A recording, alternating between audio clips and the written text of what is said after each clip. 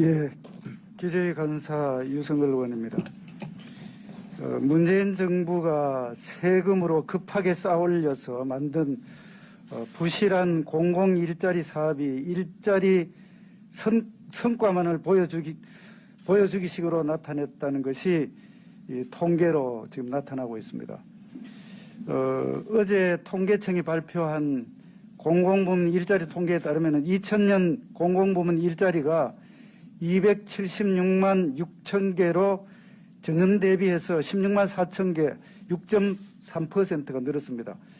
이는 전체 취업자 10명 중에 1명이 공공일자리에 근무하는 것으로 그렇게 나타났는데, 이것은 2016년 통계 작성 이래로 공공부문 취업자 비중이 10%를 넘어서서 사실 처음 있는 일입니다.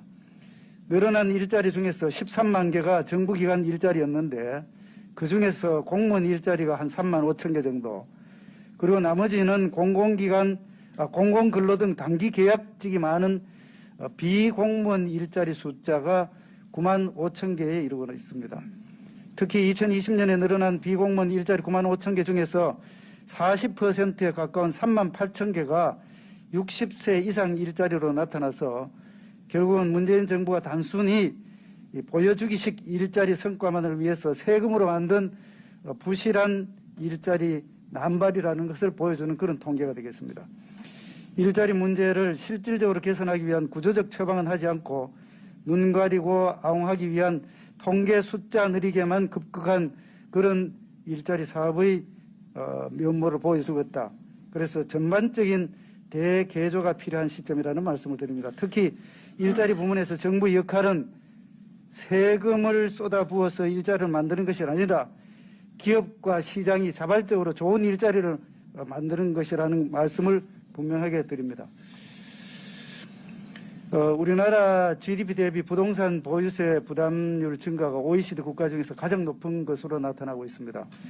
투기 수요를 억제하고 부동산 가격을 잡겠다며 26차례에 걸친 부동산 정책 내놨지만 결과적으로 부동산 시장은 문제가 계속되고 있고, 그 결과는 결국 세금에 짓눌린 국민들의 참담한 그런 현실로 나타나고 있습니다.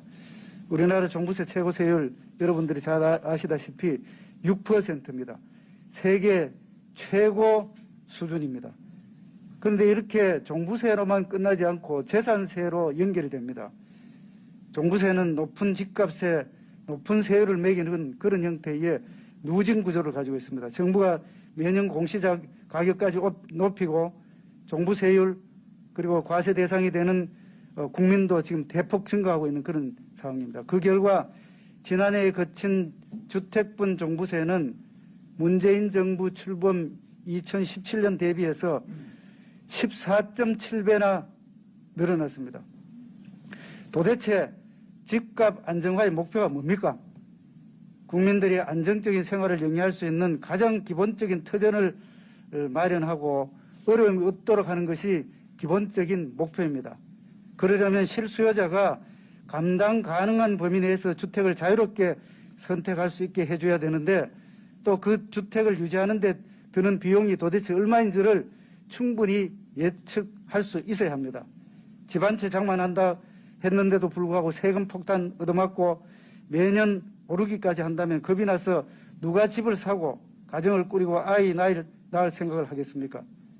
현 부동산 세제의 불합리한 개선, 이제는 이 정부에서 도저히 기대할 수는 없지만 앞으로 선진국형으로 나가야 된다는 그런 말씀을 드립니다. 추경 관련된 사항 한 말씀 드리겠습니다. 지금 연초부터 시중금리 오름세가 지금 심상치 않습니다.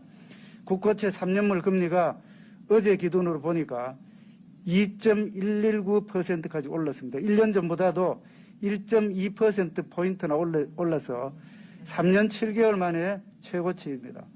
코로나 이후에 2년간 정부는 7번 추경을 하면서 100조 원, 130조 원을 썼습니다. 같은 기간 국고채 3년물 금리 1%포인트 이상 올랐습니다.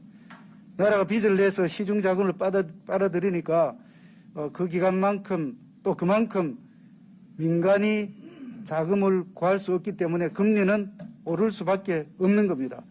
시장에서 돈값이 비싸지니까 은행의 자금 조달 비용도 계속 올라가고 있습니다. 주택담보대출, 신용대출 등 가게가 이용하는 대출 상품 금리가 줄줄이 지금 오르고 있습니다.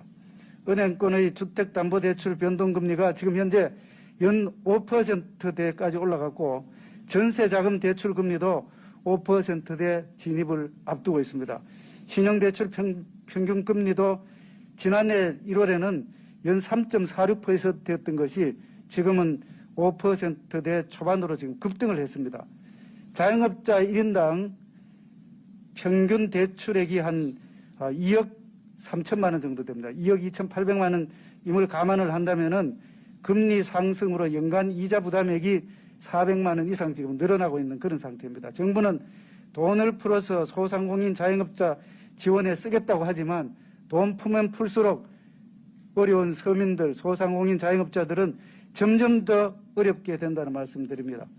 가뜩이나 과중한 부채에 시달리는 소상공인 자영업자나 저소득층이 물어야 할 이자 비용이 더 늘어난다는 사실에 주목을 해 주시기 바랍니다.